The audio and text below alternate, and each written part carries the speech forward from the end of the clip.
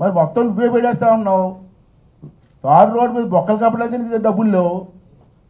ఎంత డబ్బు పెట్టి కాలేజీలు 8,000 కోట్లు పెట్టి కాలేజీ ఎలా కడతారు?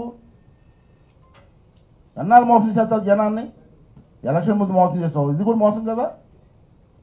చేయి, మేము ఆహ్వానిస్తాం. మెడికల్ కాలేజ్ మా ప్రాంతానికి మాకు గొప్ప కదా. ల్యాండ్ ఎక్విజిషన్ చేసేసాడు స్టేట్ గవర్నమెంట్ డబ్బుతో. పర్మిషన్ లేకుండా ల్యాండ్ ఎక్విజిషన్. ఓకే, అప్పటికే మా రైతులు నా దగ్గర వచ్చారు, ఈసారి ఇవ్వమంటారు ఇవ్వమంటారు. మెడికల్ కాలేజ్ వస్తే మన మంచిదిరా, మన ల్యాండ్ వాల్యూస్ పెడితే మీ భూములు రేట్లు పెడితే అని చెప్తే వాళ్ళు ఇచ్చారు.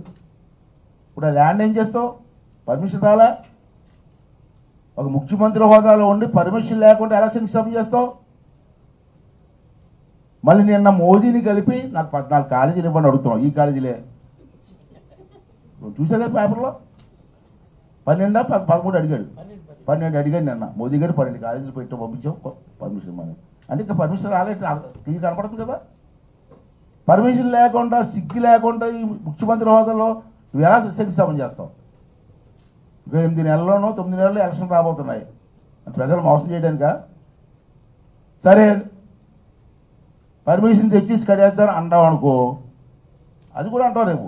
అయ్యన పోతుడికి ఇష్టం వచ్చారు వాగుతున్నాడు, నీకు ఎందుకయ్యా నేను పర్మిషన్ తీసుకుంటాను, పర్మిషన్ తెచ్చుకొని ఎలక్షన్ ముందు కడేస్తాను అన్నాడు అనుకుందాం. పాడేరులో 2.5 సంవత్సరాల క్రితం శంకుస్థాపన చేశాడు. ఇది దీనికి పర్మిషన్ ఉంది, చూడండి.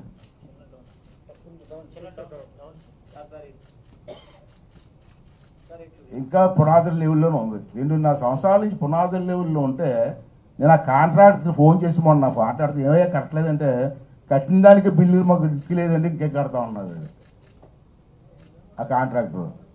2.5 సంవత్సరాల క్రితం శంకుస్థాపన చేసిన దిక్కు మొక్కు లేదు. ఇవాళ శంకుస్థాపన చేసి మోసం చేస్తావు జనాలు. ఏం మాట్లాడతావయ్యా నువ్వు? అరే అనేక కార్యక్రమాలు ఉన్నాయి, ఏం చేసావు నువ్వు?